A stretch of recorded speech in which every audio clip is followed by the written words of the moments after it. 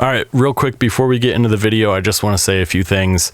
I know it's a long video, but I promise you if you stick with it, you'll find something interesting or useful, or at least think about using external hardware effects in a different way. Even if you don't have a Kaoss Pad, you could do this same stuff with guitar pedals or any other external hardware effects unit. Also, if you haven't yet, please consider subscribing to the channel. And if you make it halfway through this video and you thought of doing something a different way in your DAW or however you make music, please give this video a thumbs up. All right, I hope you enjoy it. I've been thinking a lot about this idea of performing effects, playing effects like you would play an instrument. So instead of just engaging an effect and letting it passively affect a sound or a track, you perform the effect. You change it on the fly, you respond to changes in the sound to enhance the feeling or the mood. And it's actually a lot harder than it sounds. So when I put a delay or a reverb on a track, I usually just dial in a setting that sounds good, and rarely after that do I touch it. Maybe I'll automate when it comes on or off, and very rarely will I actually go in and automate specific parameters of that effect. It becomes way too cumbersome and I don't have patience for it. So when I'm going in there and just drawing little automation lines for, a knob on some plugin, it becomes really technical. And when something gets really technical, it doesn't feel creative for me. So this is why I like using the KP3 as like an effects hardware plugin. It allows me to affect a track or group of tracks in a song and dynamically change the effect as the song goes along. On a touchpad, I can do rhythmic things. I can sweep across the pad to match the dynamic of a build in a song, and it just feels like a really intuitive way to actually perform an effect. So basically doing live automation of something. Now, there aren't a lot of genres out there that really feature effects as the centerpiece, where, it's the focal point of the song. It's the thing that the listener is really engaging with. There may be like slapback echo in like a subgenre of country music that's really popular. And yes, EDM is really effect heavy in that there's a lot going on with like modulation and oscillation of synths.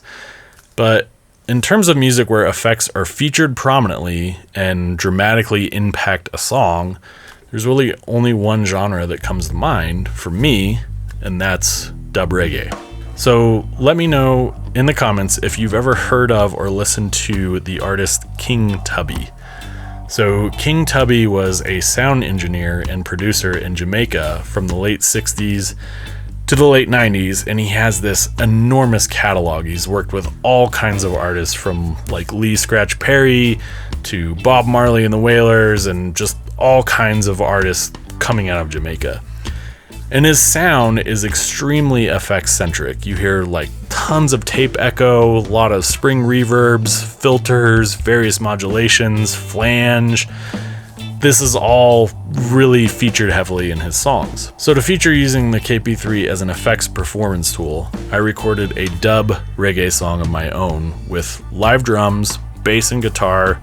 I added a trumpet virtual instrument, and there's like a vocal sample that I grabbed. So let's dive into the session, and I'll walk you through how I set the session up for use with the KP3 and how I use it to perform effects on almost every track in the song. Here we are in the DAW, and I'm going to show you kind of how to set up, a hardware plugin. I made a video a really long time ago called How to Use the KP3 as an Outboard Effects Processor, and all the principles still apply, but now I think the term is basically hardware plugin.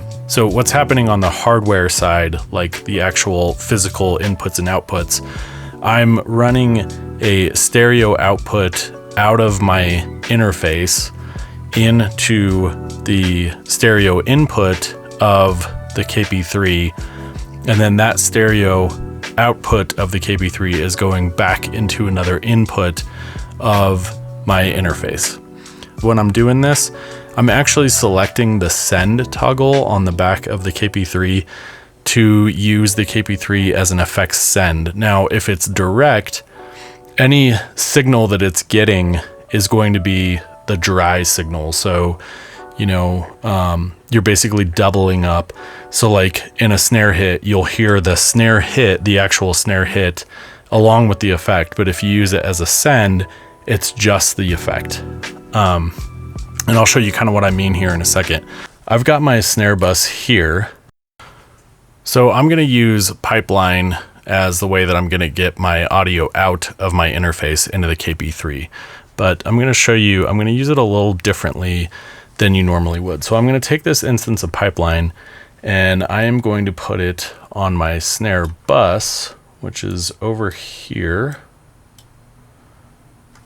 And I'm going to drag it onto the sends. So what this allows me to do is just basically run one instance of pipeline, and it is an effects send all the way over here. You can see. So I've got my instance of pipeline, and the way that I'm going to set it up is a little different. So I'm actually just going to use it to send audio out. I'm not going to use it to send the audio back into this instance of pipeline. So I've got my KP3 send here, and now what I'm going to do is I am going to set up a new track, and it is going to be input the KP3 return, and it's my snare KP3 return. And it's going to route to my it's going to route right into my drum bus.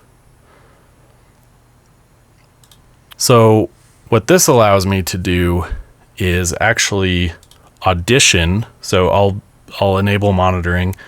What this allows me to do is actually audition or kind of experiment with sounds coming out of the snare bus, going into the KP3, and that's all going to be, the affected track is all going to be in a new track. So this makes it so I don't have to do a live rendering of whatever effects I want to do and then bounce that live as I'm rendering the effect. So I'm actually just doing a new track that allows me to just record and replace, and like I would any other track, it allows me to record the performance. So let's just take a listen, and I'm going to use a delay. I'm going to go for this tape delay on the snare bus and kind of just listen to what that sounds like. Let your worries go.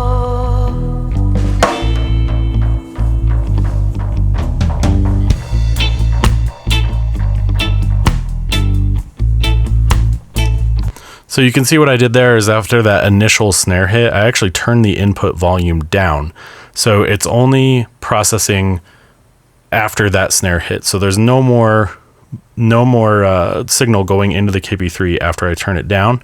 So it's just using that snare hit. So basically what that allows me to do is I can enable record on this snare return track, record in my DAW, and then I'm recording the performance of the KP3. Whatever I do, whatever moves I make here on the KP3 get recorded into its new track. Let your worries go.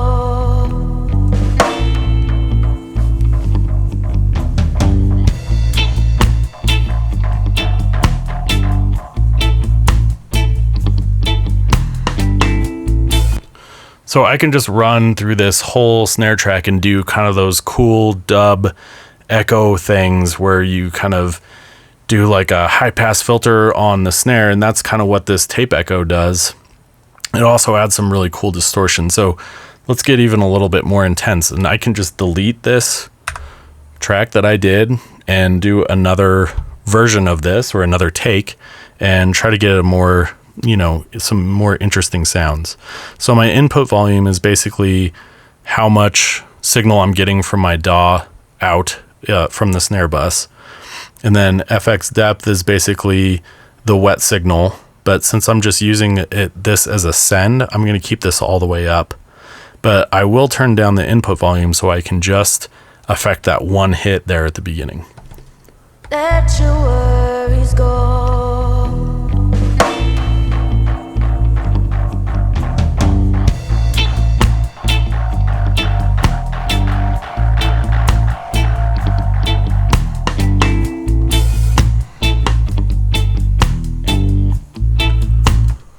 So that sounds great. It's probably a little loud. So the nice thing about having this set up on its own track is I can play it back. Let your worries go.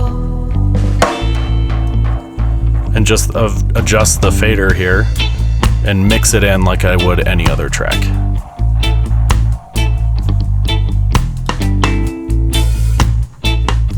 Also, what's really cool about this is I can just stack effects. So I've got an instance of Valhalla here that I can just take off of any other track, put it on here. Let your worries go.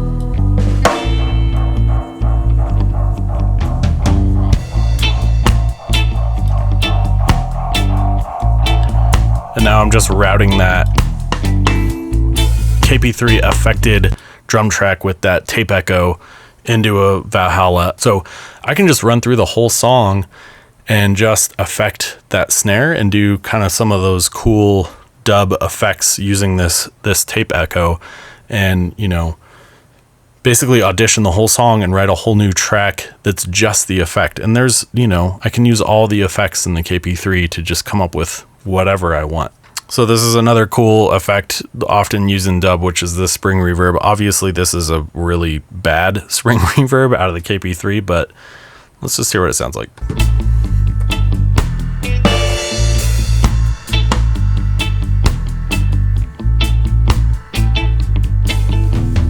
Let your worries go.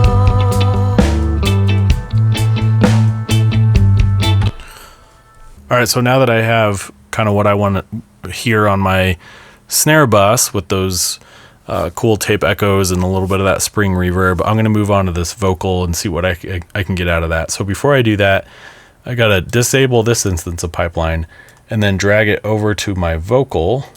I'm actually going to put it before the reverb. And then I set up my return track. So this is, again, my live performance track of the KP3, and we can hear now kind of what that same tape echo sounds like on this vocal here. Let your worries go.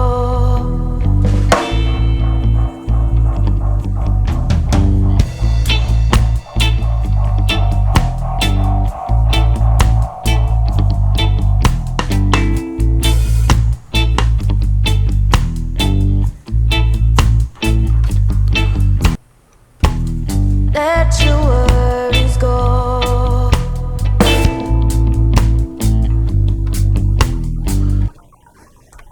That's a little much. Let your worries go.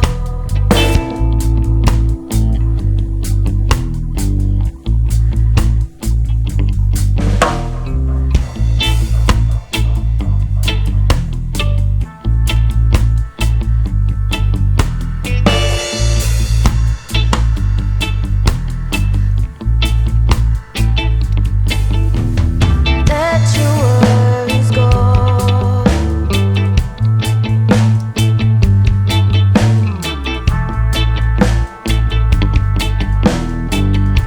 Just keep running.